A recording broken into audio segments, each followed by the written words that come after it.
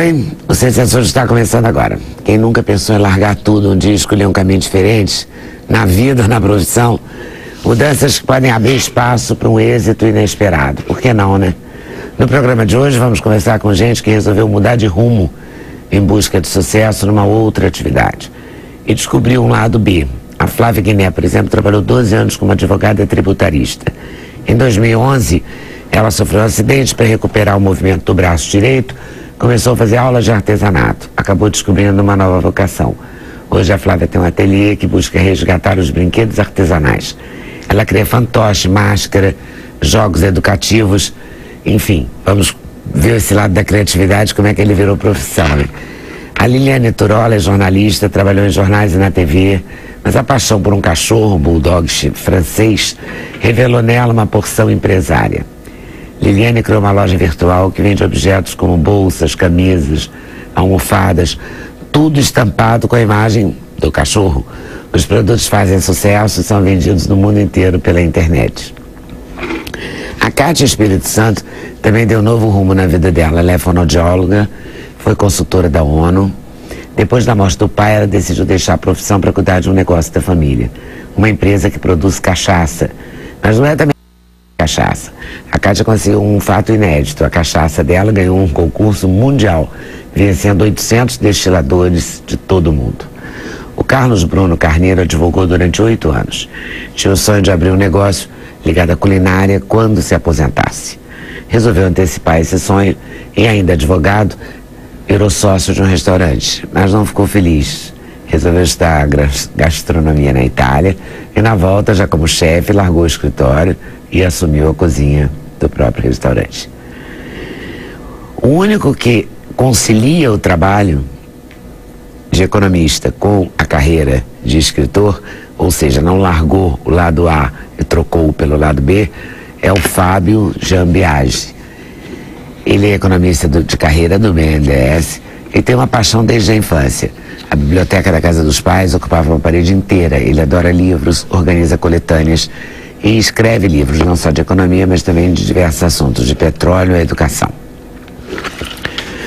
O Jorge Matos é consultor de carreiras. Escreveu o livro Talento para a Vida, que fala do caminho para as pessoas descobrirem sua verdadeira vocação. Profissionais que muitas vezes se sentem um peixe fora d'água, desmotivados. O livro ajuda o leitor a criar um perfil pessoal e identificar seu principal talento, entre 36 perfis diferentes. Para a realização desse programa, contamos com a participação de vocês, nossos debatedores fixos, por e-mail, Twitter, Instagram e Facebook. Eu vou começar mostrando esses lados, essas mudanças na vida. E vou perguntando para o Jorge se ele enquadra essas pessoas em algum perfil. Depois a gente fala do livro propriamente e do seu trabalho, né, como orientador. Que é isso, né? Mais ou menos. Mais ou menos? É porque tem muito mais e às vezes menos nesse negócio, mas é ajudar as pessoas a serem felizes, né? Tá bom, então vamos começar para ajudar as pessoas a serem felizes. Como é o trabalho de ajudar as pessoas a serem felizes? A gente tem pensado e tentado criar um mantra, né, que no fundo não há salvação sem o autoconhecimento. Então, o que a gente tem buscado é levar as pessoas ao autoconhecimento, e na medida que eu conheço com muita profundidade que eu sou, o ideal é que se eu fosse buscar os conhecimentos adequados para isso, depois praticar o máximo a respeito desses conhecimentos e colocar esse conhecimento na prática. Então, a essência do nosso trabalho hoje é levar as pessoas ao autoconhecimento. Eu costumo dizer o seguinte: nós somos um equipamento humano que não veio com manual. Então, ou a gente olha para dentro de si, para as nossas naturezas, para a nossa essência, para o nosso tipo de inteligência, para o nosso comportamento, para aquilo que nos dá prazer, ou a gente termina passando batido pela vida e sendo o peixe fora d'água. Mas aí você especifica tipos. Na prática, hoje existem ferramentas que ajudam as pessoas a identificar suas características comportamentais. Então, são ferramentas que estão hoje na web. Você preenche esses questionários, né, e eles são extremamente simples do ponto de vista do preenchimento. O sistema processa todas essas informações e gera um perfil comportamental. A partir desse perfil comportamental, e como você colocou, existem 36 talentos básicos. E a partir desses talentos, é possível que eu encontre alguma coisa que tenha a ver com a minha natureza, que me dê prazer e faça com que eu seja mais feliz. Bom, você falou numa pesquisa feita com 1.300.000 participantes. Que é esse talento brasileiro. Sim. Porque na minha cabeça a gente ia falar desse, Eliane. Também. O talento para a vida. Né? Mas pelo visto você quer falar desse também. O que é o talento brasileiro? Na realidade, o resultado dessa pesquisa, ela mostra um universo Na realidade, nós fizemos uma pesquisa com 4 milhões de pessoas, e desses 4 milhões de pessoas hoje no Brasil, nós avaliamos 1.300.000 pessoas durante 5 anos. Né? E durante esse período, a gente pôde identificar quais são os talentos, por exemplo, de maior frequência, os talentos de menor frequência, e como as pessoas estão adequadas a esses talentos. E quais são os talentos de maior frequência?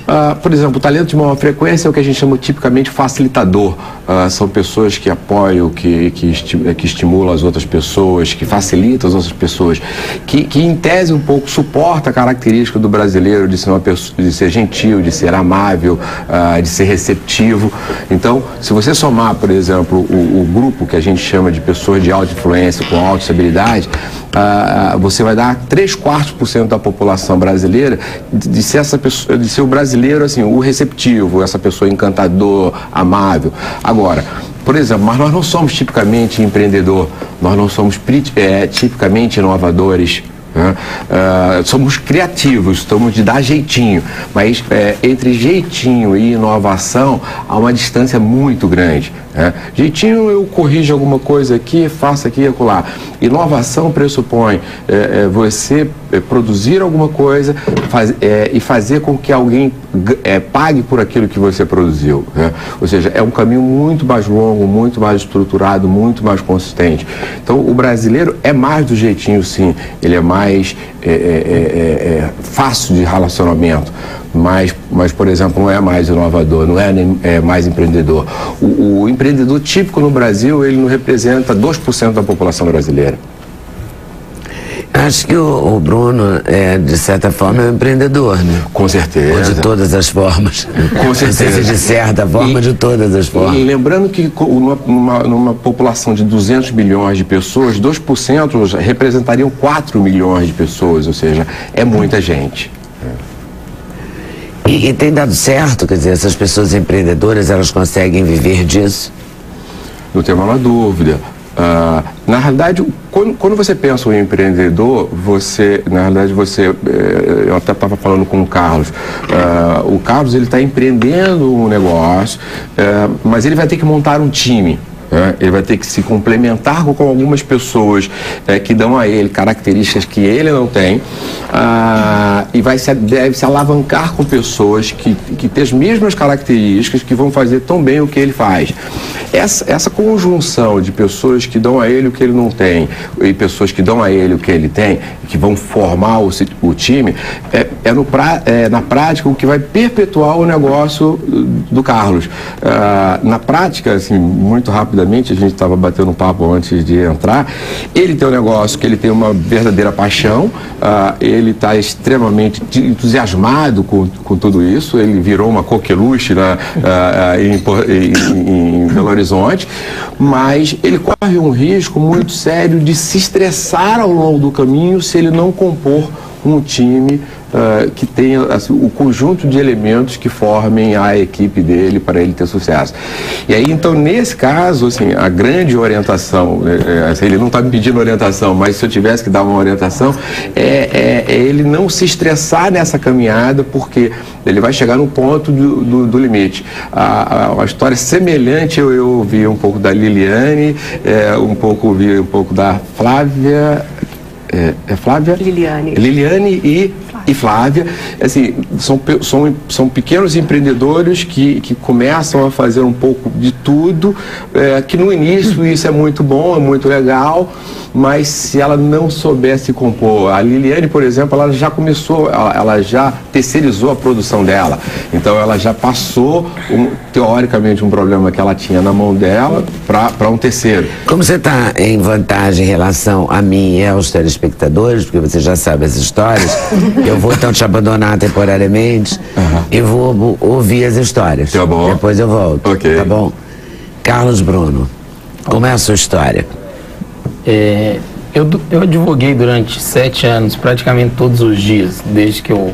Antes de formar, eu já era até sócio de um escritório já. Mas a gastronomia sempre começou desde novo na minha casa. Eu já ia pro fogão, eu já fazia aquela bagunça na cozinha. Eu lembro que com 10, 11 anos eu já aprontava dentro da cozinha. E lá com uns 18, 19 anos eu já fazia já bons pratos, já fazia almoço para a família, almoço para os pais, para os irmãos. E logo depois que... aí eu entrei para a faculdade, né? E isso foi deixado um pouco de lado. Mas logo depois depois de um certo tempo de formado, eu estava sentindo estava sentindo necessidade de fazer algo diferente, que não fosse somente o direito, mas como um hobby. E entrei para fazer um curso de gastronomia lá mesmo em Belo Horizonte, como uma forma de relaxar, fazer algo, tentar desligar um pouco do direito.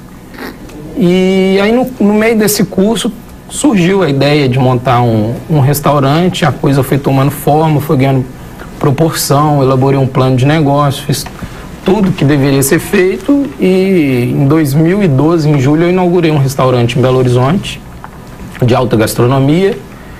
E no início eu tinha um chefe de cozinha, que inclusive foi um dos meus professores no curso que eu fiz, e conciliava com a advocacia. Mas a paixão pela cozinha, pela rotina do restaurante, aquilo foi me tomando cada vez mais tempo, foi me absorvendo de uma maneira tão grande que eu comecei a enxergar aquilo também como algo que pudesse ser para sempre, né? E foi logo então que eu fiz uma viagem para a Itália, viajei na época com a minha namorada, que hoje é minha esposa, e fiquei 21 dias, fui a vários restaurantes, principalmente na Toscana, conheci outros chefes, fiz alguns workshops. E logo que eu retornei, eu falei, gente, eu acho que eu vou fazer isso da minha vida, né? Eu já sou o dono do restaurante, sou empresário, eu acho que eu vou ficar dentro da cozinha, que lá é meu lugar. E cada dia, desde então, né, tem mais ou menos 1 ano que eu assumi a cozinha do restaurante. Tenho recebido bastante elogios da crítica em Belo Horizonte, desde uma melhora grande. E eu acho que eu estou no caminho certo, isso tomou meu tempo. Mas eu brinco, até estava comentando com ela lá ali atrás, que meu paletó ainda fica na cadeira. Porque quando você advoga 7, 8 anos, eu que era dono do escritório, você não consegue largar 100%.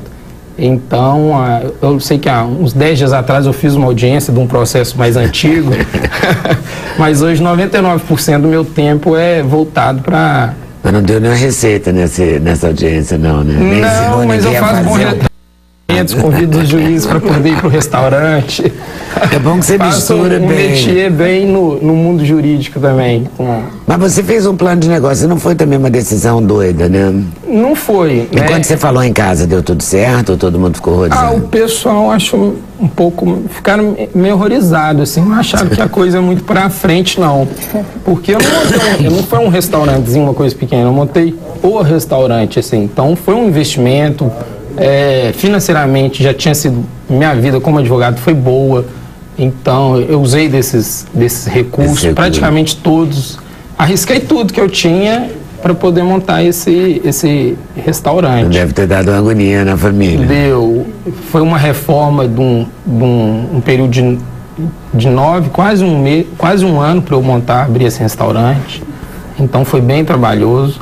E, graças a Deus, hoje já vai para 2 anos e quase 2 anos e 3 meses, e eu tô colhendo esses frutos. E tá dando tudo certo? Tudo certo. Não tá nem um pouco arrependido. A família vai lá, adora. Vai, adora. São clientes também. Indicam. O pai, mãe, a esposa também. Todos adoram. Tudo funcionando direito. E você tá mais feliz? Tô bem feliz. E vai muito ao encontro do que ele falou, essa questão de me cercar de pessoas para poder fazer o negócio acontecer, porque... Você adorou quando o chefe saiu, é isso? Ou você mandou ele embora? Mas acontece que no início, claro, eu tentei de fato largar o restaurante, e ser como uma segunda opção na minha vida. Eu imaginei que aquilo ia funcionar por conta própria e eu ia ali só pegar meu dinheiro e ia continuar minha vida de advogado. Mas foi o contrário, né? Foi me absorvendo, eu fazia de tudo. Eu gosto muito de vinho, então gostava muito de relacionar, ir no salão. E acabou que a paixão me consumiu muito mais. E você usa roupa de chefe, tudo? Uso roupa de chefe, trabalho todo paramentado. Né, vou muito ao salão, faço alguns pratos específicos para cada... E qual é o seu carro-chefe? Hoje a gente tem um bacalhau lá que é sensacional, que a gente tem recebido bastante elogio, mas o meu cardápio é bem variado, é um cardápio contemporâneo, então vai desde frutos do mar, eu tenho alguns pescados, carnes também, risotos, saladas, então... como se diz, o meu cardápio, eu falo que ele é dúvida, fica até meio difícil de falar realmente qual que é o melhor prato, mas alguns frutos do mar e algumas... Mas alguns você gosta mais? Eu particularmente, eu gosto mais do bacalhau. Eu tenho a paixão pelo bacalhau que a gente faz lá e... É bacalhau fresco? É um bacalhau confitado, ele...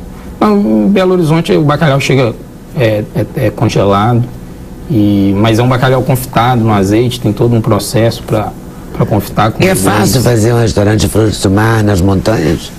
Eu brinco às vezes com algum cliente falar, esse peixe é fresco? Eu falo, depende do tempo que você entende como fresco, porque nada chega em Minas com menos de 3 dias, né? Pode ser de avião, pode ser do que for, que ele vai levar um certo tempo. Mas a gente tem bons fornecedores, a gente tem... Esse é um dos segredos do negócio, bons fornecedores. Você tem que atrelar a qualidade com o preço, né? Eu estava até comentando que eu acho que o custo hoje dos insumos, não sei, principalmente em Belo Horizonte, a comida anda muito cara. Então, aqui também tá você tem que garimpar para poder...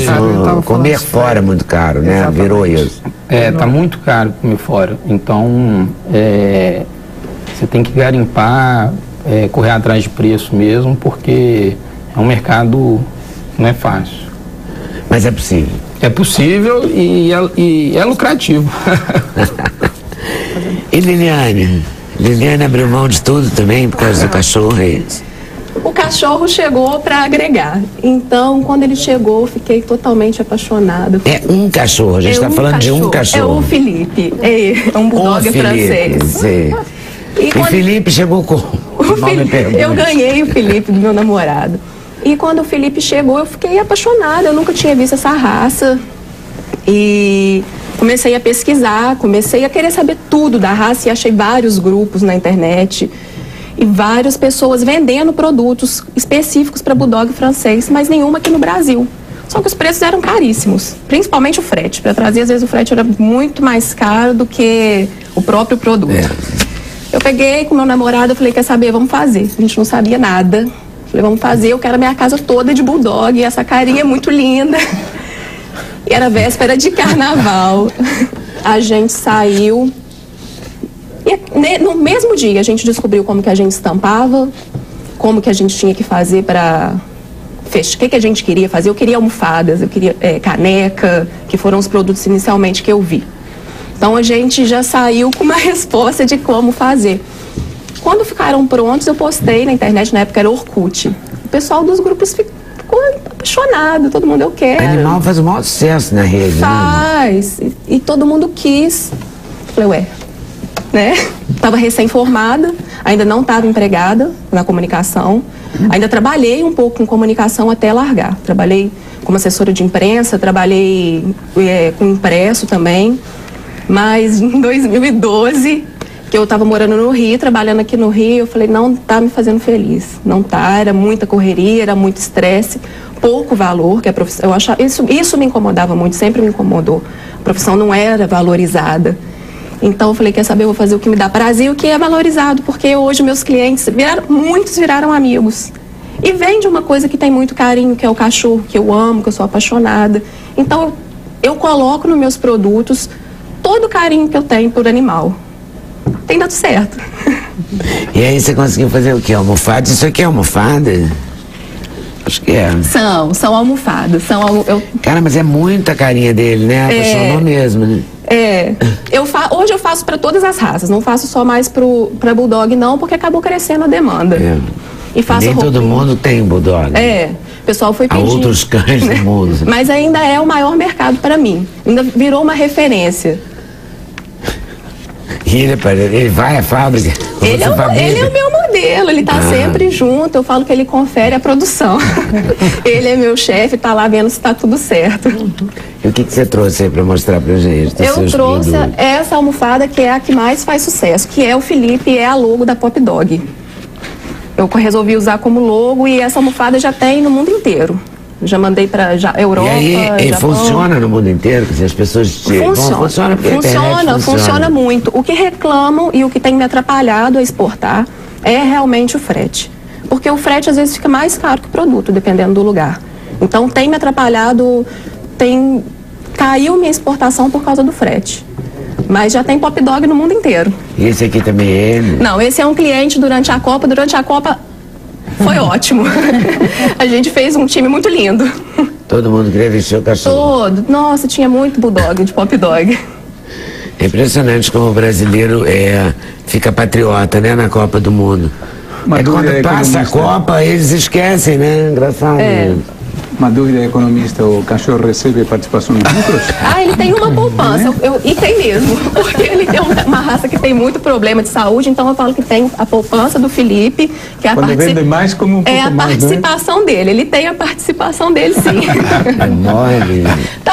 Felipe é quase uma pessoa, né? Nossa, o Elias já está convencido que ele é uma pessoa. Não, a gente conversa. O Felipe é o chefe dela. Felipe é meu chefe, realmente. Eu tenho meu emprego hoje por causa dele. Eu brinco com ele, a hora que eu saí, eu falei, vou na televisão, muito obrigada por causa de você. Porque realmente foi por causa dele. E é engraçado porque muitas pessoas conhecem ele nas redes sociais. Gente, o Felipe, ou então às vezes eu tô passeando na rua, olha, Felipe. Oi, gente, tudo bem? É conhecido, ficou conhecido. É uma história, né? Verdade. Você, Flávia, você deixou que profissão? Direito. Fui advogada durante 12 anos. 12 anos. 12 Advogada de quê? Tributarista. Trabalhei numa empresa multinacional em São Paulo. Eu volto aí, tá, Lívia? Tá, e diferentemente do Bruno, né? Na verdade, o artesanato foi uma grande descoberta na minha vida. Nunca esteve presente até um momento que eu tive que fazer uma cirurgia ortopédica no meu braço direito. Porque eu me acidentei quando era criança e tive uma fratura exposta e eu fiquei com o braço supinado durante 18 anos da minha vida. Então eu não tinha esse movimento de rotação. Então eu digitava assim, escrevia com dificuldade. Toda a minha vida acadêmica eu fiz com essa limitação. Mas como foi muito jovem... Fez, né? Sim, como foi muito jovem, eu me adaptei a essa limitação muito bem. E me sentia normal, assim, embora com uma certa dificuldade, né? Já que o braço ficava totalmente supinado. Então, durante 18... Supinado assim, a mão pra cima, palma da mão pra cima. Não tinha esse movimento. Às vezes ser desconfortável, né, pra fazer tudo. Sim, mas foi muito jovem, tinha 15 anos, braço direito, o braço que eu escrevo. Mas, enfim, contando hoje, acho que parece mais difícil do que de fato foi, porque a gente se adapta, essa é a verdade. Eu só tinha esse problema, né? Tem pessoas que têm tantos problemas, então nunca me considerei isso um fator de limitação. Porém, não me dava oportunidade de desenhar ou trabalhar com a área de criação, porque desde sempre trabalhei na área jurídica. Fiz vestibular para direito, Você gostava? Passei. Sim, gostava do ponto de vista satisfação financeira. que eu alcancei. Comecei muito jovem, entrei na faculdade com 17 anos, com 21 já estava formada. Você é de onde, Flávia? Natural do Rio de Janeiro, sim. Fui para São Paulo a trabalho com 25 anos e trabalhei em uma grande empresa lá durante todos esses anos. E umas férias que eu tirei, eu sentia muita dor no ombro por conta dessa limitação do movimento. Eu fazia tudo com o ombro em pé, né, com mais dificuldade. Então, nas férias eu falei, eu tô precisando ir ao médico ver esse problema, porque as dores estão aumentando. E fui ao médico. E o médico me afastou imediatamente. Olha, menina, você não pode mais ficar desse jeito. A gente precisa tratar esse ombro, porque tá de um jeito que você precisa tratar, porque vai romper, vai cair, enfim. E aí me afastou. Faltava 2 dias para eu retornar das férias. Ele falou, olha, 30 dias, no mínimo. Eu, nossa, todo mundo me esperando para voltar de férias. Imagina, uma vida trabalhando e de repente não ia retornar de férias. Dá naquela notícia para chefe, olha, não vou retornar das férias. Pois bem, a vida me trouxe isso. Eu precisei tratar. E assim consultei vários médicos. Consultei 9 médicos. E a sua chefe? Teve que aceitar, né? Foi difícil. Meio assim... Sim, contra gosto, né, Leda? Não resignada, né? Mas era um momento que... E aí você nem tinha um médico que ia fazer cirurgia, nem tinha um médico, porque eles queriam tratar o ombro. A ideia era tratar o ombro. Eu falei, bom, mas se o problema no ombro é por causa do cotovelo, se não tratar o cotovelo, e no cotovelo fui a 9 médicos, buscando uma solução. 9? 9 médicos. Esses 9 médicos, apenas 2 quiseram operar. Um não me passou confiança porque ele tratou o caso de uma forma muito banal. Falou, isso a gente raspa o osso, fica bom, rápido. E eu fiquei, nossa, mas eu tô há 18 anos com esse problema, se fosse tão simples assim, né? Todos os outros não teriam falado para não operar. Escutei muitos falando que se eu operasse eu ia perder esse movimento, que ia ficar pior. Porque era uma cirurgia já sedimentada há 18 anos. E o médico tirou a cabeça do rádio, então, ou seja, eu não tinha o osso. E como eu era muito jovem, o osso cresceu. Então era um problema único. E eu encontrei um médico que decidiu estudar o caso, aprofundar. E eu falo que foi um anjo na minha vida. Quem é esse anjo? Pode falar o nome dele? Pode falar, sim, já que ele fez tão bem. Dr. Marcelo Ide Matsumoto, ele é especialista em ombro e cotovelo pela Escola Paulista. E eu fui na consulta no dia 23 de outubro. No dia 22 de novembro eu operei, em menos de um mês. Um problema que demorou 18 anos, né, na minha vida. Por isso que eu falei que valia a pena falar o nome dele, né? É um anjo na minha vida. Você resolveu de uma maneira, né? Sim, ele submeteu o caso à Escola Paulista. Eu gostei dessa história dele estudar. Sim, né? tirou porque fotos, porque foi um case mesmo. Não é todo mundo que... Não, nenhum médico queria operar. Ninguém quer se meter, né? Não queria. Uma curiosidade, isso poderia ter sido operado anos antes ou tinha que esperar o osso crescer pela evolução do... Na verdade, isso eles não deixam muito claro. Eles falam que não sabem avaliar, que na verdade, quando eu fui operada, a providência de tirar a cabeça do rádio não foi a mais adequada, porque deveria ter recuperado aquele osso e não tirá-lo de uma criança de 15 anos. Mas essa prótese que eu tenho, de fato, não existia naquela ocasião. Ela é nova, ela tem só 11 anos no mercado, então, enfim. Mas o que a opinião que fala é que realmente você tirar o osso de uma criança com 15 anos não era o adequado naquela situação. Mas não entram no detalhe, sabe? Porque não viram na hora como chegou. Também. Os médicos, né, com todo respeito a eles, não gostam de ficar acusando os colegas, né? Então mas fica essa coisa meio clima, assim, né? Passado, né? Passado, que faz parte da minha história. Mas o surpreendente é que eu operei para voltar só até aqui o movimento. E aí vem o orgulho que eu tenho e a satisfação de contar essa minha história hoje. Porque eu operei para voltar até aqui, que já ia facilitar muito a minha vida. E graças ao empenho meu, da equipe de fisioterapia e o sucesso da cirurgia, hoje eu voltei normal. 99%, digamos. Eu tenho um fator de limitação muito pequeno. Eu tenho uma prótese de cabeça do rádio. O tamanho é adequado. Cabeça do rádio? Desculpa a minha ignorância. É o cotovelo? É o ossinho que fica aqui. Eu tive a sorte da prótese ser compatível, porque a prótese tamanho PMG. Então também entramos na cirurgia com o desafio de ser ou não compatível, que poderia não ser compatível. Né? Ele não tinha o osso lá para medir, então ele pediu um exame do braço esquerdo e a gente entrou com um risco, porém eu estava muito otimista, ele também, e para voltar até aqui. E surpreendentemente, quando eu acordei da cirurgia, que foi o momento mais feliz da minha vida até hoje, e dos meus pais e tenho certeza que dele também ficou marcado. Eu acordei com a mão assim. E eu não vi a minha mão assim há 18 anos. Caramba. Então a gente, lógico, que falando, emocionante. muito emocionante, Leda, porque são pequenas coisas, lógico, como eu falei, as pessoas convivem com tantas limitações, não estou aqui para sensacionalismo, seguinte sentido, era só isso, só que em pequenas coisas do dia a dia, por exemplo, fazer a unha, né, que a mulher gosta, né, eu fazia assim, com dificuldade. Então, coisas do dia a dia que fazem parte. Nossa, você poder escrever, assinar, fazer tudo.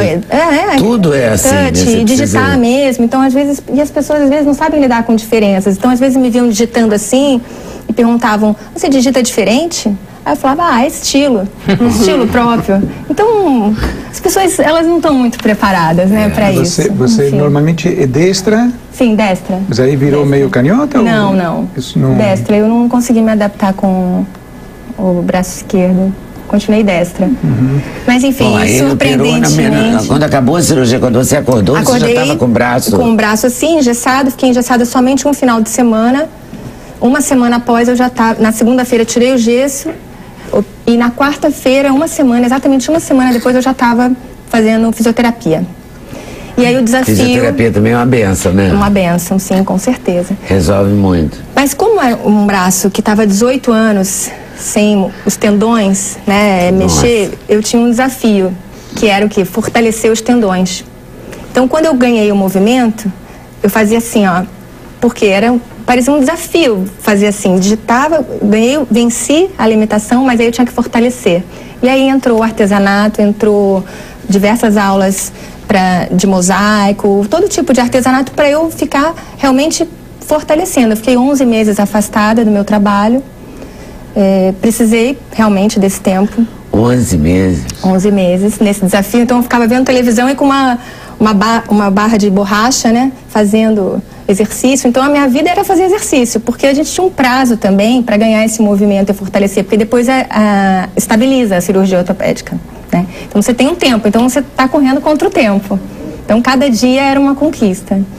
E eu consegui, né? Então e onde é que o artesanato entrou justamente nas aulas que eu comecei a fazer, aulas de pintura. Comecei fazendo quadrinhos de maternidade.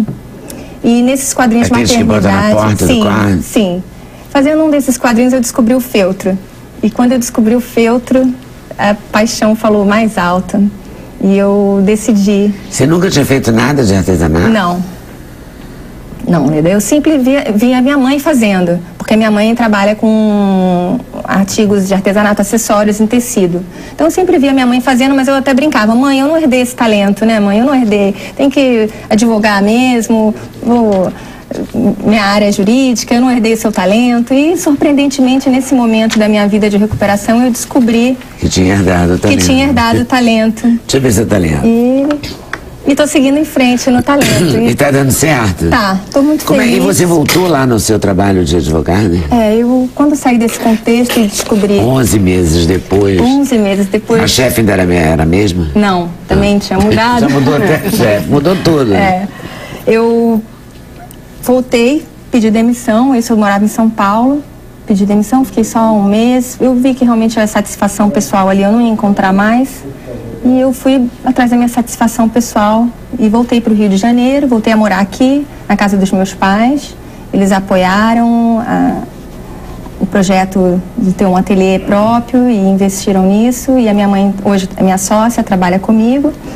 E aí, em contato com as amigas, retomando os contatos, depois de 9 anos fora, né, em São Paulo. As amigas já com filhos começaram a fazer contato e começaram a fazer pedidos, encomendas, né? E uma grande amiga minha, que tem um filho, dela ia fazer aniversário de 1 ano. E ela me pediu uma lembrancinha diferente de festa. Eu falei, nossa, lembrancinha de festa? E já estava encantada com o feltro. Pensei, mostrou o convite, descobri nos personagens dedoches. E esse foi meu primeiro trabalho em feltro. Dedoche é o fantoche de dedo. Fantoche de dedo, sim. Esse foi meu primeiro trabalho. Que a gente faz. Sim, para contar historinhas. E esses personagens foram customizados para o aniversário do filho dela, que é a minha fonte de inspiração, assim como o Felipe é da nossa amiga, o filho dela é a minha fonte de inspiração. Muito bom. E hoje eu faço com diversos temas, Vendo online, pela internet, Tem redes bulldog, sociais. Bulldog não tenho ainda. Tá faltando bulldog. Pois é. Faz o do dog depois. Vocês estão uma do lado da outra, combina. E faço de vários temas. Os desenhos são meus. Muito bem acabadinho. Obrigada. Muito bem feito. Aí tem uma fazenda, né? também, Isso aqui é uma vida... É uma fazenda, né? É uma fazenda, foi lembrancinha da tem o festa. espantalho. E qual é o outro tema que tá aí? Olha, aqui os bichinhos, né? Circo, Chapeuzinho Vermelho. E o mais vendido... Quem é o campeão de audiência seu? Esse é o campeão. Essa porquinha famosa. Esse é o mais vendido. Esse disparado mais vendido. E é usado para lembrança de aniversário, mas para Natal, para tudo também, né? Como brinquedo educativo, eu faço fantoches também. Na verdade, eu faço o que a imaginação da mãe permitir. Olha aqui, ó, quem gosta de um... Tipo um zoológico, né? Um passeio na floresta. Sim, com certeza. O que a mãe imaginar, eu crio. Então, eu torno realidade.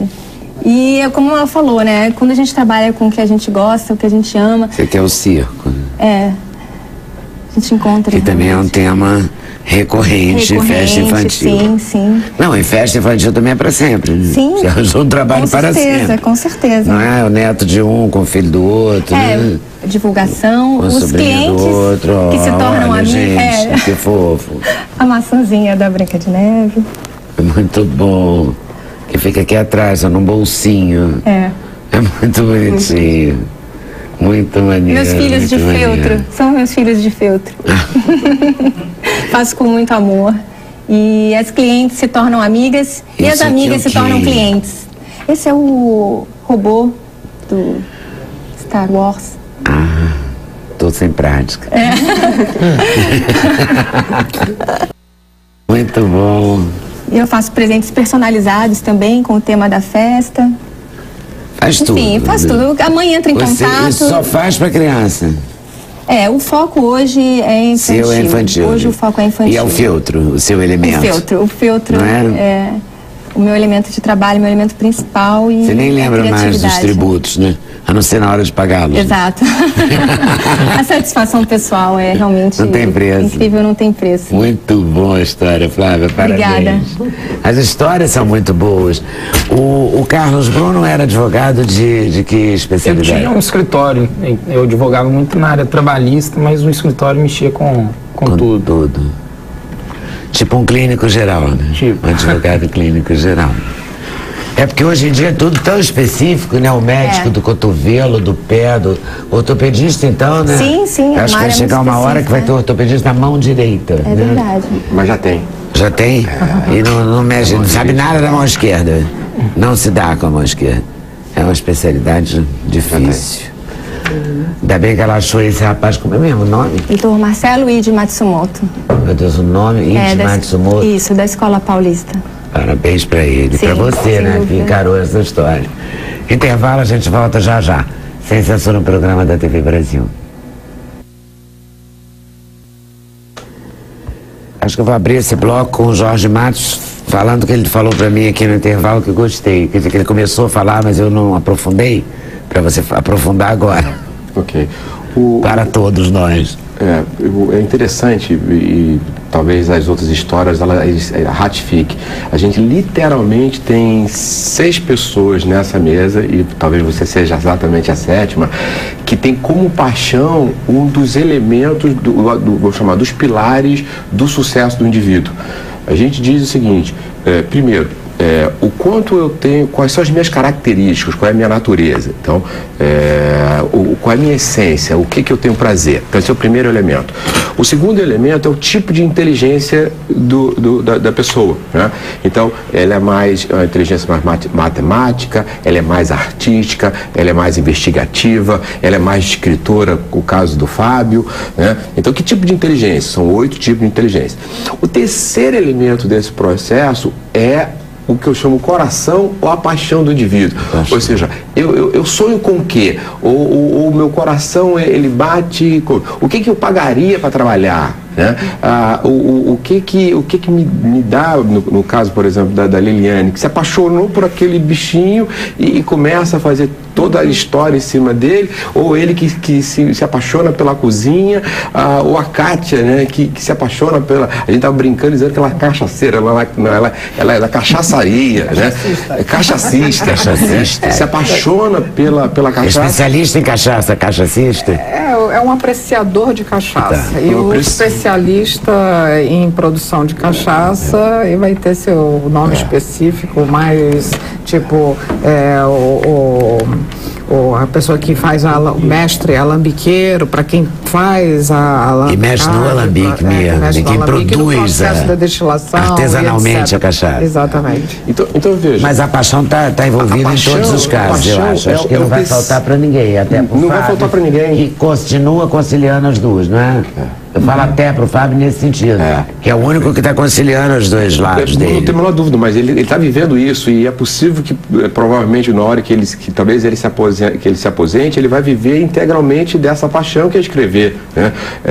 Então, mas voltando. E você não acha que isso devia ser uma regra na vida das pessoas? Porque o que eu sinto é que muitos jovens falam que ao escolher uma profissão, pensam na grana da profissão. Eu escolhi isso porque isso dá muito dinheiro. E profissão é uma coisa que você vai conviver durante a tua vida toda, né? Se você puder escolher uma coisa que você gosta, eu acho que buscando o seu talento, talvez você consiga, é muito importante para a felicidade, né? É a mola da felicidade. As pessoas cometem um grande erro. Elas perguntam o seguinte: qual vai ser a profissão do futuro? Quando ela faz essa pergunta, ela está perguntando o seguinte: o que eu vou ganhar de dinheiro no futuro? Quando na verdade ela deveria perguntar o seguinte: qual é a profissão de futuro? Quando você pergunta, quando você troca o do futuro pelo de futuro, aí eu coloco esses ingredientes que eu estava falando para você, que são o comportamento, que são as características do tipo de inteligência, que é a paixão. Ou seja, meu coração bate por quê? Depois, a formação acadêmica ou técnica, ou seja, o estudo, a Flávia que estuda, veja, uma coisa que teoricamente é muito simples, o feltro, mas que ela se transformou numa mágica, ela faz mágica com isso, né? O Carlos, né, Bruno, que vai estudar a gastronomia, e provavelmente ele é um profundo estudioso sobre esse assunto. Então, o quarto elemento é o estudo. E aí o quinto, que as pessoas às vezes elas não percebem, que é o seguinte: é a atividade que eu vou exercer quando eu combino tudo isso. Então, na verdade, o tipo de inteligência e a paixão deveriam determinar a sua escolha acadêmica. A sua escolha acadêmica, junto com o seu comportamento, ou seja, a sua natureza, deveria determinar aquilo que eu vou fazer com tudo que eu aprendi, com paixão, com carinho, com afeto, e talvez pelo resto da minha vida, eventualmente às vezes ajustando, corrigindo rumos, mas e às vezes nem ficando rica, mas... Não, mas se a pessoa faz isso com paixão, ela teve uma vida rica. Ela teve uma vida rica. Já é meio caminhada para a felicidade. Pela conclusão desses seus trabalhos, que falta talento hoje no Brasil como um todo? Você acha que isso é uma coisa cultural? Porque antigamente você pega os pais, né? Ou até mesmo, eu acho que eu fiz vestibular, eu tinha 18 anos também, já vão para 13 anos. Era um pouco meio disso. Você faz direito, engenharia ou medicina, porque é o que dá dinheiro. E eu acho que está havendo uma transformação rápida. Sim. Hoje com os mais jovens, hoje surgem profissões diferentes. Você é a prova dela, porque a gastronomia é uma profissão que há 20 anos atrás ou há 10 anos atrás arrepiava pais e mães, né? As pessoas ficavam de cabelo em pé. Se o menino chegasse em casa, eu vou ser chefe. Com certeza. Não, dá um chilique, assim, como assim? A pergunta eu tive que primeiro fazer uma estabilidade financeira, ter uma conquista com o direito, para aí sim eu poder bancar isso. O Bruno fez a pergunta, está faltando talento? Não. Nós temos 200 milhões de talentos nesse país. Agora, você tem o que a gente chama de pessoas que são certas, são 200 milhões de talentos, que em grande parte estão em lugares errados, que não tem a ver com a sua natureza, que não tem a ver com a sua paixão.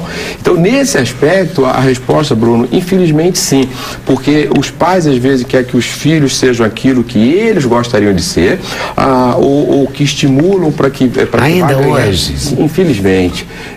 As escolas não dão atenção para o talento da criança. Ela dá atenção se ele passou em português, ou matemática, ou física, ou química. Mas ela não está preocupada em identificar o seguinte: qual é a natureza dessa pessoinha que está aqui na frente, qual é o talento dela, qual é a paixão dela. Dificilmente, e aí, infelizmente, os pais também ainda não estão, e as escolas muito menos, e eu diria que essa coisa de olhar para si... Mas mesmo assim, eu acho que já avançou. Não temos lá dúvida. Já melhorou. Porque nós temos uma grande diferença de idade, eu e o Carlos Bruno. E no meu tempo era assim... Era proibido? Era proibido. E quer ser jornalista foi uma comoção, quase cerebral. Como? Como assim, Você né? vai participar dessa gangue? A menina, uma moça de família, não faz isso, né? É verdade. Então é muito complicado isso. Eu acho que hoje em dia isso já é usual. Do ponto de vista da liberalidade, sim. Na dele está em alta. As famílias acham lindo, vão, prestigiam, os talentos surgem. Então isso está mudando. Não, do ponto de vista da liberalidade, sim. Mas se você considerar talvez o progresso que ainda precisa ser feito aqui, precisa, nas escolas sobretudo. Nas escolas, na própria família, nas próprias pessoas. Eu diria, a gente tem tido experiências de, seja trabalhar às vezes em projetos de favela, ou mesmo, por exemplo, nas melhores universidades do país. Em ambas, as pessoas não se conhecem, elas não olham para si. Então, o próprio indivíduo, ele não valoriza o equipamento humano que ele é. Bom, vou voltar aí e vou ver agora a história da Kátia. Fonoaudióloga, Kátia Espírito Santo se entregou à cachaça aos 48 anos de idade. Eu adorei esse texto, porque parece que ela mergulhou na cachaceira. Consultora da ONU, tinha trabalhado em Angola e Moçambique, inclusive com crianças vítimas da guerra.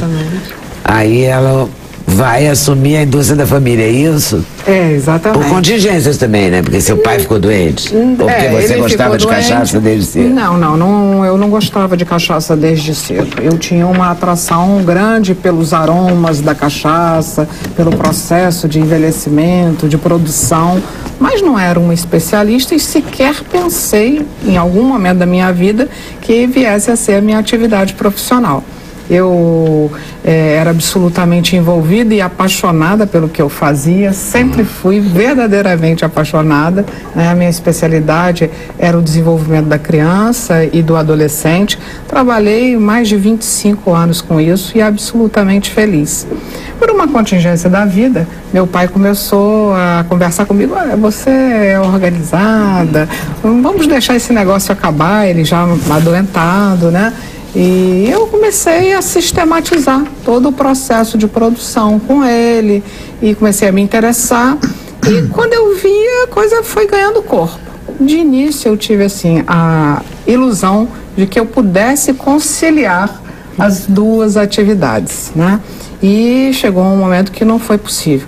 Há algumas pessoas que podem sim exercer isso com equilíbrio, talvez seja o exemplo do Fábio, talvez seja isso, ele consiga um equilíbrio, ele pode ter um talento múltiplo, acho que isso é possível, né? Sim. E conseguir, eu realmente me envolvo muito com o que eu faço e assim como eu era apaixonada por todo esse meu trabalho que eu fiz durante muitos anos e não pensava em mudar de atividade profissional, à medida que eu fui me aproximando e sistematizando com meu pai e me qualificando, no início eu consegui conciliar sim alguma coisa, depois não, fiquei completamente envolvida, né? Então já são muitos anos. E qual é o volume de produção? A gente está aí atuando em torno de 60 mil litros anuais de produção, né? Com uma tendência a aumentar essa produção. E ela é de onde, a cachaça? É do município do Carmo, um pequeno município do estado do Rio de Janeiro, município do Carmo. Eu sou a terceira geração, desde 1923, foi meu avô, depois meu pai por meio século, e no início desse século eu inicio a atividade, né? E você aprendeu a produzir? Eu aprendi rigorosamente tudo. Todas as fases do processo? Todas as fases. Só há duas coisas que eu não faço, mas assim mesmo eu sei como faz, né? Uma que, quer dizer, 3 coisas, né? Porque é cortar a cana, é moer a cana e é cuidar da caldeira, né? Quer dizer, são as 3 atividades. As demais eu sou capaz de fazê-las e já fiz, inclusive no início da minha atividade, porque no interior do estado do Rio de Janeiro nós temos uma dificuldade muito grande relacionada à mão de obra, né? Então eu mesma já produzi cachaça, no início eu fazia diretamente. Hoje eu qualifico os meus profissionais. Né? E como é que chama a sua cachaça? Cachaça da Quinta. E eu falei na abertura, esse aqui que é caldeira? Não, esse é o alambique. O alambique? Esse é o alambique, são 1.200... Nossa, eu achava que alambique era outra coisa. 1.200 litros. É porque esse é um super alambique, né? Não, ele é um alambique pequeno, é médio, né? Um alambique Mas é de médio, cobre? Todo alambique é de cobre? Todo bom destilado. Quer dizer, todo destilado com qualidades sensoriais peculiares, né? Uísques, cachaças, eles são destilados em alambique de cobre, apesar de que há também o processo de destilação pelo sistema de coluna, que são inoxidáveis, né? Mas esse alambique de cobre... Então aquele barril que a gente achava, de carvalho, não sei o que lá, não. Tem também, porque é para outra fase da produção. Né? Isso é para pós, isso é para guarda. Os tonéis são para guarda, os tonéis de madeira ou mesmo os tonéis inoxidáveis. E aí você tem várias pessoas, né? O processo são várias etapas. São várias etapas. É claro, desde que a cana é cortada, plantada, etc. Desde que ela é plantada, na cachaça mesmo? Na cachaça mesmo, né? Leva muito tempo? Não, para fazer assim, uma boa cachaça?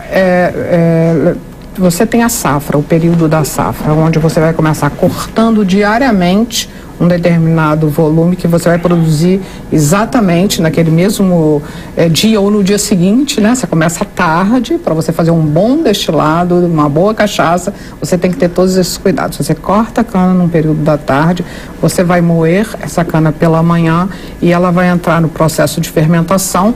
No dia seguinte, você vai destilar esse líquido fermentado. Né? Você faz a destilação. Terminando esse processo, você vai armazenar esse produto.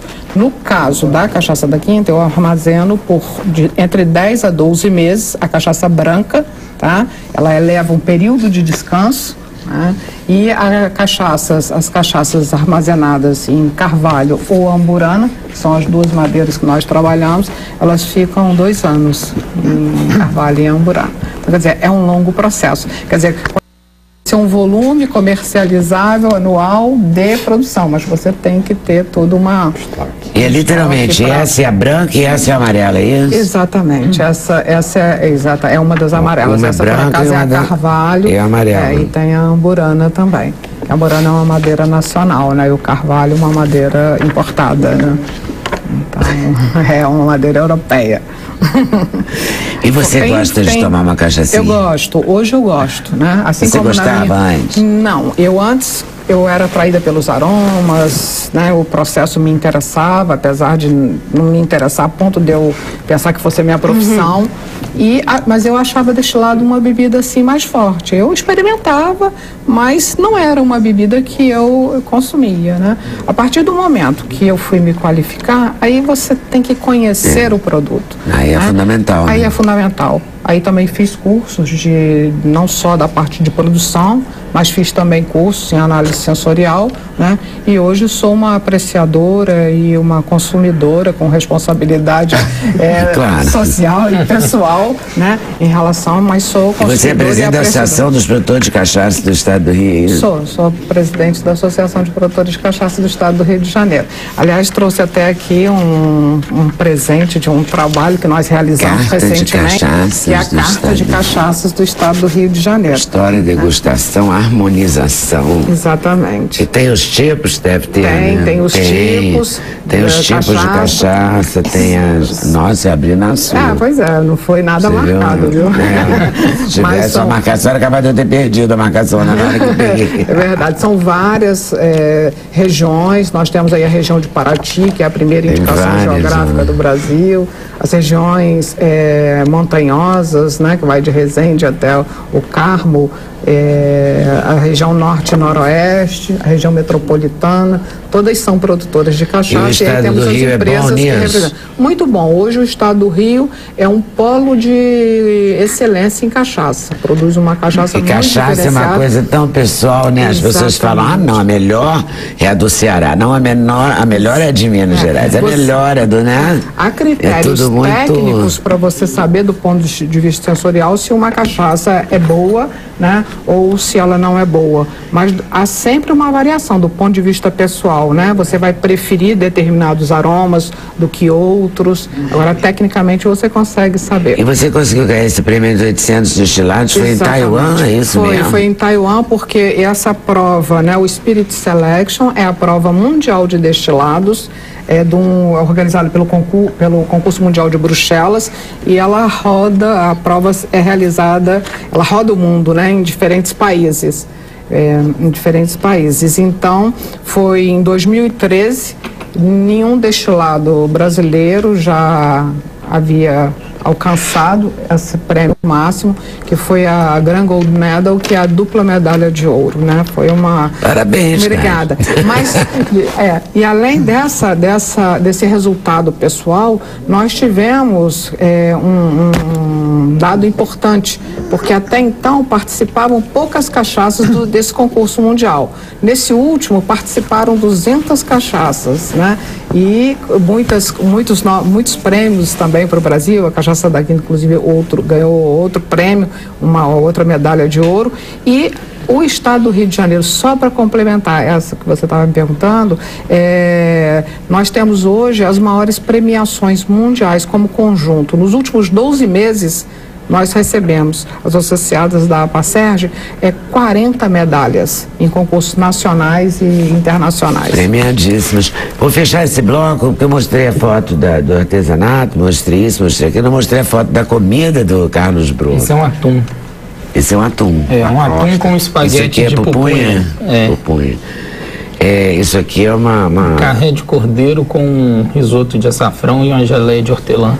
E você usa os produtos de Minas Gerais? Taioba, Ora Pronobis? Uso, mas não está muito integrado ainda na minha cozinha, mas é algo que está se tornando bom em Belo Horizonte. Alguns restaurantes já estão utilizando bastante, e é algumas sugestões.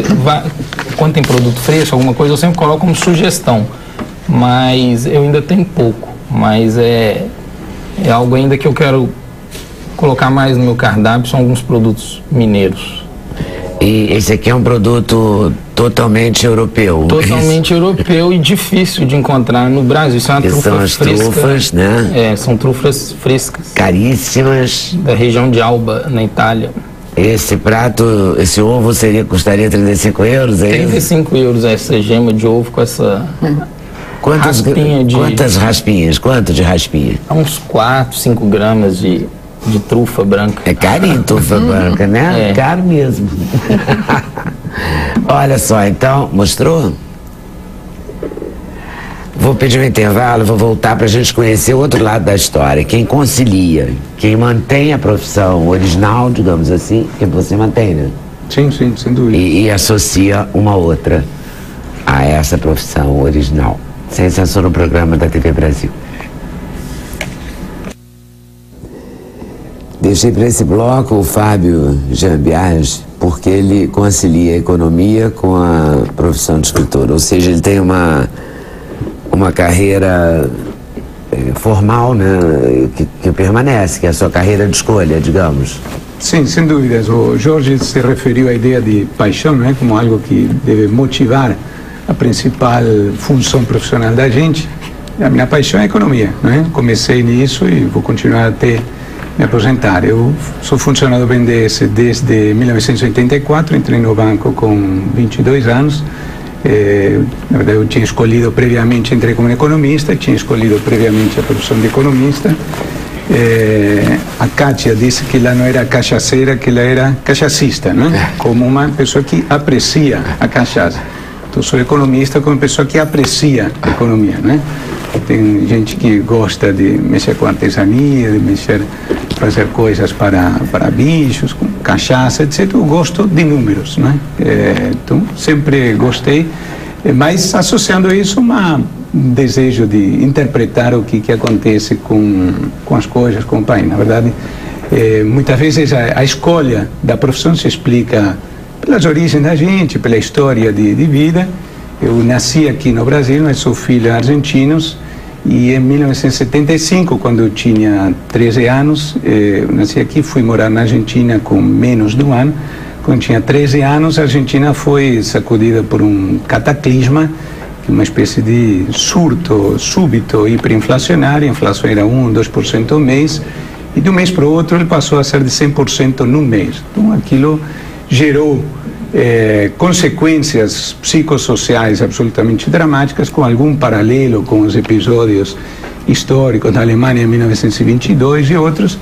E para um garoto de 13 anos, interessado no que acontecia numa sociedade extremamente polarizada e politizada como era a Argentina naquela época, aquilo realmente foi uma motivação grande para entender o que era isso, né? Inflação, como é que isso surge, etc. Então, anos depois, acabei escolhendo economia em função disso. Depois entrei no BNDES com um ótimo emprego, tinha uma perspectiva de estabilidade financeira. Fui tocando a minha vida de economista e também, quer dizer, de economista do BNDES por um lado, e também por essas contingências na vida comecei a me envolver com assuntos de macroeconomia, participar do debate sobre macroeconomia, fazendo um pouco o percurso comum nesse tipo de histórias pessoais. A pessoa começa a desenvolver, a escrever artigos acadêmicos, a publicar em revistas, depois surge eventualmente a possibilidade de participar do debate, escrevendo para jornais, etc. Mas chega um momento em que esse lado da vida assim estritamente acadêmica, associado a publicações, fica um pouco prejudicado pela idade, porque a cabeça, depois dos 40 anos, não tem a mesma agilidade que quando a gente está produzindo aos montes, e aí a ideia passa a ser, enfim, reproduzir aquilo que a gente acredita e participar do debate de outras formas. E aí surgiu essa possibilidade de, eu tenho a sorte de conhecer, em muito caso, ser amigo pessoal de alguns dos principais economistas do país, sugerir a algumas pessoas a gente colocar essas ideias em livros, na forma de coletâneas, né? E aí, na verdade, foi uma coisa que surgiu quase que involuntariamente, ou seja, não chegou um dia que eu acordei e disse, bom, agora vou organizar livros, né? A coisa foi indo naturalmente, e quando percebi, estava organizando um livro atrás do outro, fora o dia a dia da profissão, não é? O dia a dia no banco, até o momento em que eu cheguei à conclusão de que, na verdade, organizar livros envolve uma combinação de atributos. É preciso ter expertise, por um lado, né? Se você organiza um livro sobre algo, é desejável que você saiba sobre aquele algo, tá? Mas envolve também outras coisas, no que se refere em relação à ideia de organizar coletâneas, né?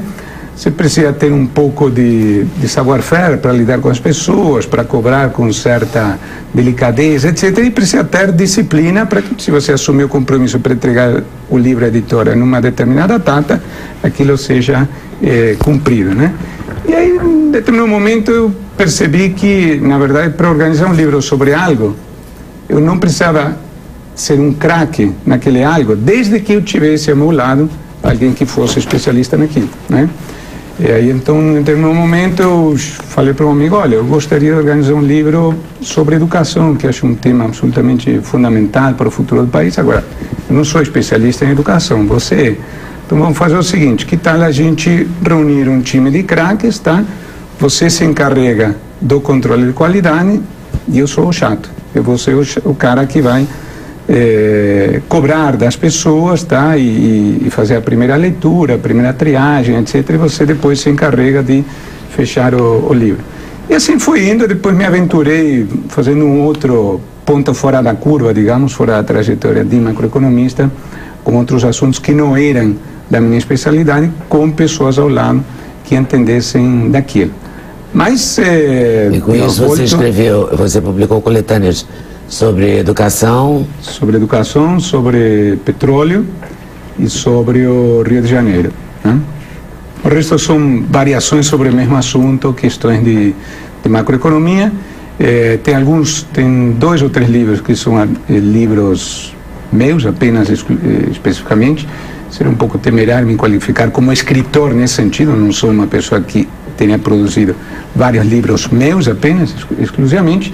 Escrevi 2 ou 3 meus, alguns outros com 1 ou 2 pessoas, e muitos livros na forma de coletâneas, em que eu organizo ou sozinho ou com mais alguém, e aí tem Os temas te interessam mais do que você escrever um livro? Os temas, você prefere abrangê-los? Você acha que tem vários olhares, vários ângulos, várias maneiras de ver o tema? Aí depende, é isso que te seduz? Depende da característica até do momento. No caso, você sabe que os economistas somos seres complicados, gostamos muito de brigar entre nós, não é? Então, em alguns casos eu organizei livros e que a ideia era juntar pessoas que pensassem de forma diferente acerca de um assunto. Outras vezes eu organizei pessoas que eram, digamos, tinham lado, por assim dizer, no debate, tinha uma posição, havia um denominador comum para desenvolver um assunto com base numa ótica que fosse mais ou menos a ótica dessas pessoas. Sempre procurando contribuir para o debate. Ou pode divergir, né? A verdade é essa. E você com isso já organizou e já publicou? A editora é sua? Não. Você faz uma parceria com as editoras? Na verdade, o que aconteceu? O segundo ou terceiro livro que organizei foi através da editora Campus. E aí, hoje, nessa altura do campeonato, nós somos parceiros porque a gente se entende de ouvido. Eu já publiquei muitos livros com eles e eles sabem que eu entrego em dia. Estou plenamente satisfeito com a forma que funciona. Você organiza aquilo, né? Precisa alguém para organizar, né? Uma coletânea deve dar uma confusão se não tiver um pulso firme, né? Um entrega, outro não entrega. O artigo, né? Deve ser confuso. Precisa mesmo de um chato. Para botar ordem na casa? Com jeitinho. Com jeitinho, claro. Senão ninguém escreve o próximo. Exatamente. Esse é o mais recente? Esse é o mais recente, não, foi um livro em coautoria com um colega e amigo, que é Alexandre Schwarzman, que é um consultor da área de economia. Ok. Volto aí já. Quer fechar ou quer deixar para o outro bloco? Melhor deixar para o outro. A gente volta já com o Jorge Matos fazendo uma costura, digamos assim, desses perfis que ele ainda não falou, que é o da Kátia, do Fábio, não é isso? Perfeito. Então voltamos já, sem censura, no programa da TV Brasil.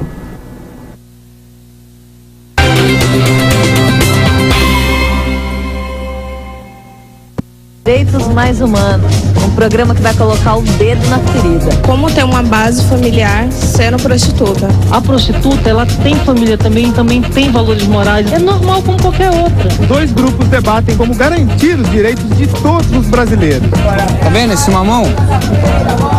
Ele tá um pouco amassadinho, mas se você tirar essa parte aqui, ele ainda tá bom pra você. Mais Direitos Mais Humanos, quartas, 7h30 da noite. Muitas pessoas colocam a mão onde não devem. Elas querem falar por você, decidir por você e até votar por você. Por isso, o TSE trabalha muito para garantir toda a privacidade do seu voto. Tudo para você escolher o candidato que quiser, sem a mão de ninguém. Pode votar sem medo. O voto é secreto. É só você e a urna. TSE, Justiça Eleitoral. No Cinema Poeira de Arte do Artista, o Canal 100 não sai de cartaz. O Canal 100 é melhor do que o filme, do que a pipoca, do que o amasso. Garrincha passa a bola pro câmera, que passa pra Didi. O torcedor passa um radinho de pilha pro câmera, que entrega a bola a Zico. Entre no Cinema Poeira de Arte do Artista e assista ao Canal 100 na companhia de Carla Niemeyer e Cláudia Pinheiro, que sabem tudo sobre o melhor telejornal de cinema de todos os tempos. Arte do Artista, segunda, 11 da noite. Vote 13, Agnello governador, Filipelli vice. O Agnello já fez 28 creches e vai fazer ao todo 112, que vão atender quase 15 mil crianças. É bom para a mãe que precisa trabalhar fora e melhor ainda para a criança que recebe proteção, carinho e alimentação. Só o Agnello é garantia de que a criação de creches vai continuar. E só o seu voto pode impedir que alguém tire isso de você. Na hora de votar, pense bem no futuro da sua família.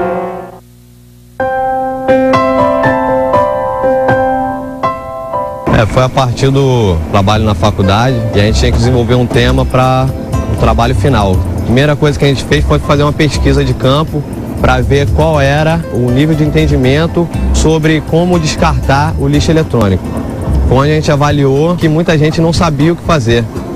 O avanço tecnológico está fazendo com que a gente mude os nossos aparelhos eletrônicos muito mais rápido. As pessoas às vezes largam televisão, botam para consertar, mas a partir daí você tem pessoas que vão reaproveitando peças e você reutiliza uma coisa que ia para o lixo. Mobiliza os amigos, os conhecidos, eu vou pegando, eu vou pessoalmente e descarto nas empresas privadas que dispõem de pontos de coleta. Meu nome é Rafael Vieira da Silva, eu sou formado em Gestão Ambiental, Meio Ambiente pelo Futuro do Planeta.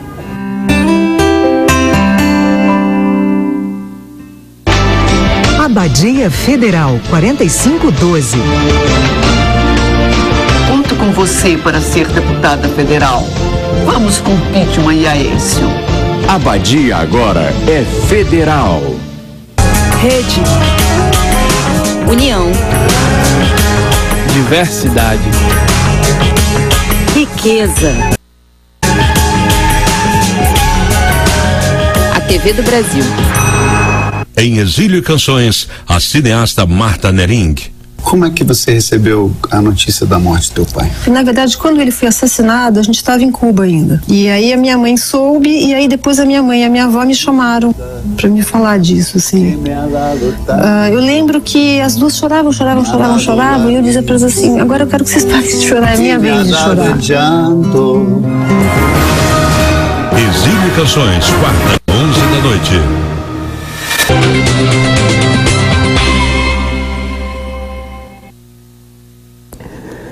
Aqui tá uma salada de fruta, assim, das mais animadas.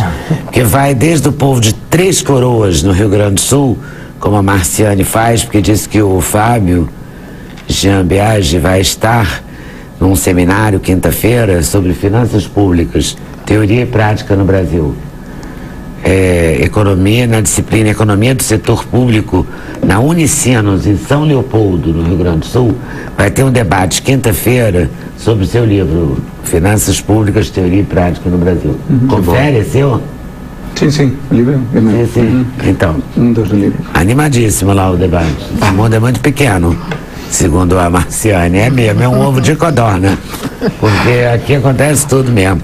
Olha só, eu vou pedir a Flávia Guiné para fazer contato com vocês, e quem quiser faz o seguinte, para não fazer confusão, vocês mandam para o e-mail do Sem Censura, o semcensura@ebc.com.br, o pedido do contato do médico, porque tem pai com problema no ombro, filha com problema no ombro. Excelente. E aí a gente, porque como essas questões vieram pelo Twitter, eu não tenho muito como, quer dizer, eu vou passar para você ver, mas sim. Eu vou preferir que eles passem, você passa o contato para a produção e os meninos e as meninas passam para quem interessar, para ficar uma coisa bem objetiva e dar certo para todo mundo. Ótimo. Né? O tema do programa agradou muito, as almofadas, as pessoas estão protestando, porque tem uma que é apaixonada pela gata Sofia, outra pelo cachorro não sei o quê. Mas você tem vários tipos, né? Vários cachorros. Hoje eu trouxe aqui. O que você trouxe aí pra gente ver rapidinho? Tem as roupinhas que atendem a Deus. todos. Esse daqui é um moletom. O moletom do cachorro. Camiseta. O moletom do cachorro. Sex, dog and rock and roll. Não é? Dogs e rock and roll. Ramones. Isso aqui já é mais roupa da primavera, né? A outra era do esse daqui é inverno, coleção inverno. Isso aqui, caveirinha, faz o maior sucesso. Caveira faz muito em sucesso. alta. E as almofadas eu trouxe as que remetem, que lembram o Felipe. Ah, claro, que tinha que ter o Felipe. Mas tem o Felipe também vê. Felipe vai assistir a entrevista de casa? Eu deixei a TV ligada, não sei se ele tá dormindo ou se ele tá assistindo. Deve estar dormindo. Mas Felipe deve ser mitidérrimo, né? Não, Felipe é uma simpatia. Porque ele é super... super ele acarinhado, mimado, né? De todo famoso jeito. ele. Esse daqui eu construí um Esse bico. é o Felipe. Esse é o Felipe. Esse é o Felipe. Claro que é isso. Isso é um cofre. É um cofre, Felipe. Você pode economizar suas moedas aqui. Depois compra o livro do Fábio. Compra o livro do Fábio, presta atenção nas suas finanças a partir do seu cofrinho, Felipe. É isso. Mas tem pra... Figura. Atende todo mundo, atende todos os bichinhos. Atende todos os bichinhos, tá certo. As cachaças da Kátia, cachaça da Quinta. Cachaça da Quinta. O restaurante O Conde do Carlos Bruno Carneiro, que vai privilegiar as nossas verduras e mineiras um dia, né? Mas já tá breve para entrar no cardápio. Tá breve? Desculpa, Leda. Cristiano? Não, é só porque a cachaça da Quinta é uma cachaça orgânica e isso é que eu esqueci de... A Flávia com seus... Dedoches, Pega aí um dedoche. Os dedoches aqui, as pessoas adoram dedoches também. Tem muita gente querendo realizar o sonho que você realizou através de um curso de gastronomia. E tem muita gente elogiando você ter feito um plano de negócio, que eu suponho que o economista dê força. Certamente. Não é? Para não ser uma maluquice. E financiamento do BNDES. Branca de Neve, para eu ilustrar com a Branca de Neve. Branca de Neve. Os dedoches, os fantoches, da Flávia Guiné, tá vendo? E apaixonada por feltro, ela. Sim. E o nome do meu ateliê, posso divulgar? Qual é? Do ateliê Quatro Mãos, que é a união dos pares de mãos, meu e da minha mãe. Da sua mãe. Sim. Gostei também disso, da sua mãe. Então, Jorge, como é que você... Qual é a sua tese final? Bom, primeiro que, assim, esse grupo aqui, ele é fantástico, né? Como eu já tinha colocado, eu acho que são todas pessoas que de alguma forma, eram mais ou menos apaixonados pelas suas atividades e hoje eles estão profundamente, né? São profundamente apaixonados e quando você faz alguma coisa pela paixão, o dinheiro ele vai vir automaticamente, né? Na verdade, ele é resultado do processo. Mas, infelizmente, essa não é a do brasileiro. Eu diria que até desde processos de fóbicos, ou seja, de pessoas que constroem fobias nas suas vidas e paralisam e são hospitalizadas por fazer aquilo que não tem a ver com a sua natureza, que elas odeiam, até os nossos apaixonados aqui presentes. Então, essa coisa das escolhas dos talentos é sim uma coisa crítica no mundo. Eu diria que a cada dia, por incrível que pareça, o mundo, ele não, se você não se conhecer, se você não buscar o autoconhecimento, ele não está facilitando, ele está complicando, porque a cada dia você tem mais e mais opções, cada dia você tem mais e mais alternativas, e para as pessoas que são indecisas, que têm dificuldade de tomada de decisão, viver no mundo de opções é um verdadeiro inferno. Então você tem, infelizmente, essa realidade no Brasil e seguramente no mundo.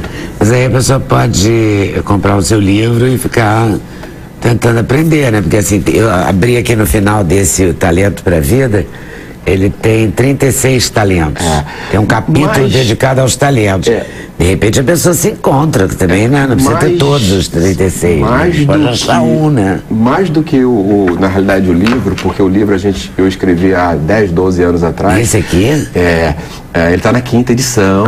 Bom, então foi isso, porque ele veio parar agora aqui na produção. Está na 5ª edição.